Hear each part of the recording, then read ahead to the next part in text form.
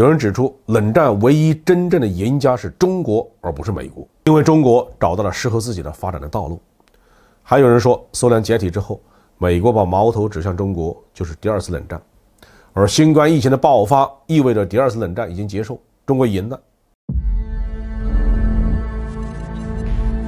各位网友，大家好，我是包明。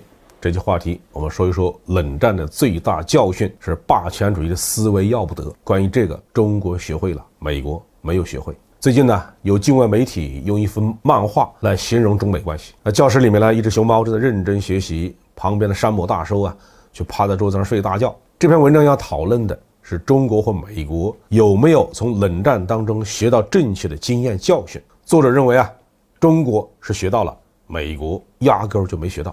回顾冷战后西方政客们的立场和言论，他们当中的绝大多数人都没有认识到冷战胜利是怎么来的。只有尼克松在《领导人》这本书里面给出了比较客观的答案。尼克松在评价周恩来总理的时候是这样写道：周是两个关键性外交事件的核心人物，这两个事件比其他任何事情都更加开创了今天的全球平衡，这就是中苏分裂和中美建交。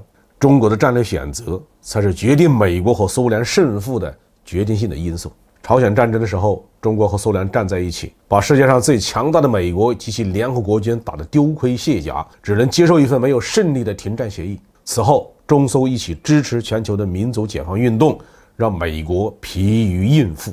1958年，解放军不过是对金门这个小岛的进行炮击，就牵制了美国大量的兵力，无法全力投入中东战场。此后，虽然中国和苏联分道扬镳，但是在越南问题上，中苏还是站在一起的。那场战争几乎断送了美国的国运，动摇了美国的统治基础。尼克松算是认清了现实，通过乒乓外交打开了对华关系的大门。但是在同一个时期，苏联犯了帝国主义的毛病，不断得罪了中国，还在全世界到处伸手，特别是出兵阿富汗，严重威胁了中国的安全。所以中国才和美国站到一起，反对苏联的霸权主义行径，并且对越南进行了军事打击。苏联最后一位领导人戈尔巴乔夫虽然认识到了不能得罪中国，并且实现了中苏关系的正常化，但是对于挽救苏联来说已经是来不及了。这才是美国在冷战中取得胜利的真相。如果中苏在70年代继续联手，那么崩溃解体的可能就是美国而不是苏联了。从这个角度来说，学者们指责美国政界没有接受冷战的经验教训，这话说的一点都没错。要说中国是不是从冷战当中学到了什么呢？那是非常清楚的事情。很重要的一条就是霸权主义搞不得。一个国家要是搞霸权主义，就必须把宝贵的力量用在对外干涉上面。这种干涉可能是武力侵略其他的国家，也可能是大量的提供军事和经济上的援助来扶持傀儡政权。这两种做法都是严重的伤害国本实力的，最后会要导致国家的财政的崩溃。应该说，这个重要的教训，美国政界到现在也没有学会，也没有认识到，所以他们才不理解中国的基本政策。就像一个学渣无论如何也看不懂学霸的考卷一样，美国是发自内心的认为中国的一带一路倡议和海外基本建设项目都是为了扩张和制造债务陷阱，因为美国人自己就这么干的。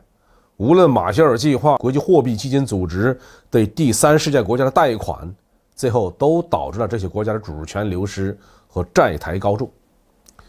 有人指出，冷战唯一真正的赢家是中国，而不是美国，因为中国找到了适合自己的发展的道路。还有人说，苏联解体之后，美国把矛头指向中国，就是第二次冷战。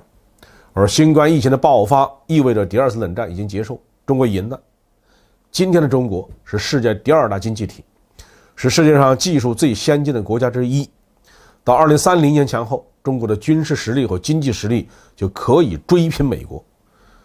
美国不知道顺应时代的发展，一直打算用对付苏联的方式来对付中国，完全是战略盲目和政策过时。奥巴马政府还知道喊一喊我们需要变革，特朗普还知道让美国重新伟大，到了拜登呢，就只会说重建美国了，那不就是指挥着美国走老路吗？